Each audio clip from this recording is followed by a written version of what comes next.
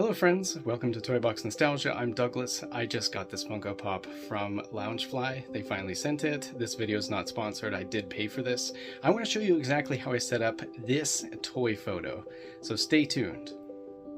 Okay, so I started by creating the base. The base here is just simply a foam cone that I just cut. And I cut it in a manner, and it's not completely cut in half, but I cut it in a way in which the top part, as you see here, it's just kind of like cut and flipped. The top part's flipped upside down. I made it so the top part was the same diameter as the base. This Funko Pop came with a base built into it. As you can see, the clear plastic coming out of her wings right there. And so I just kind of made it the same size. The flower petals I got from Michaels, and this is what they look like before they were ripped up. I kind of just ripped off all the petals, and then I used pins, thanks to my idea from my wife. I just kind of pinned them on there. So I did actual flower arrangement here to put this photo together. Once I had the base set up, I dropped in these gems here, these diamonds. This jar of diamonds I also got from Michaels. I thought it looked really cool when I was considering taking a top-down image, but again, I just kind of wanted to capture the essence of the actual vintage image from the comic book. And plus, the gems and like the glitter, I just thought it looked really good together. Now the background is just kind of a very large piece of watercolor paper. Very large, very heavy piece. It's not 100% cotton. All I did was put blue liquid watercolor paint on it and then just wiped it back and forth, then used the paper towel to create the clouds that you see there. Yeah, it's like, as you see here, it's a very large piece of paper. The green background is simply a piece of felt that I purchased that from Michaels also, and I just cut it out in a semicircle on the top, and then I used frog tape to just tape it on there. Okay, so the photo itself, to set up the photo itself, I kind of just wanted to, blur stuff in the background. I didn't want to show, all those lines in the watercolor painting that I made. This seriously took me like 2 minutes to make. Anybody can do that, I feel like.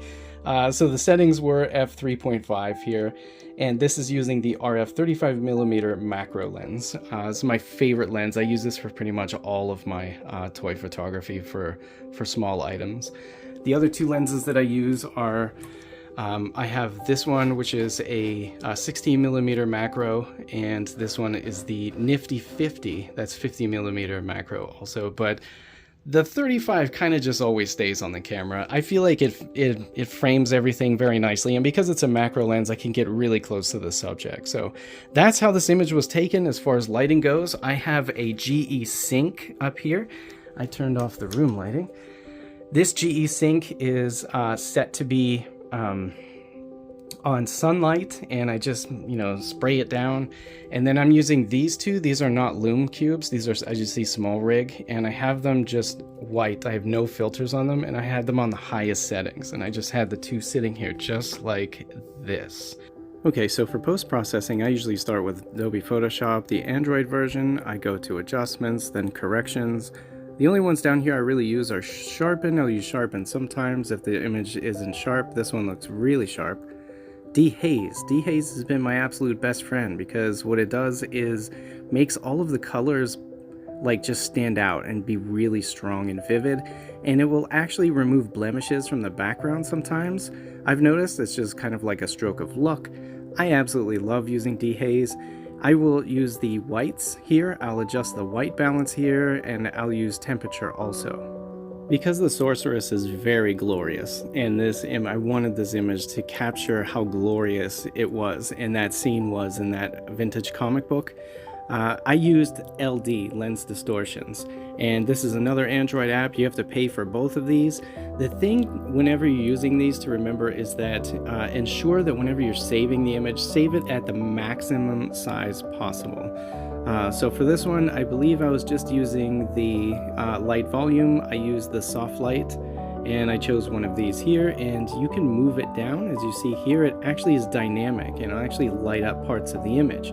Once you have the parts of the image lit up in the manner that you want them, I kind of chose something like this. What I did was I hit this here, and I'm going to go over to the erase here, erase mask, and I just erase the parts that were directly in front of the Sorceress.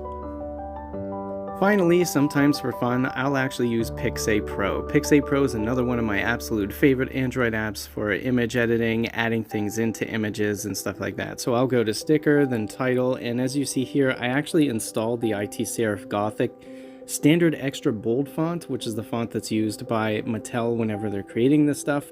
And I'll do something like this. Sorceress.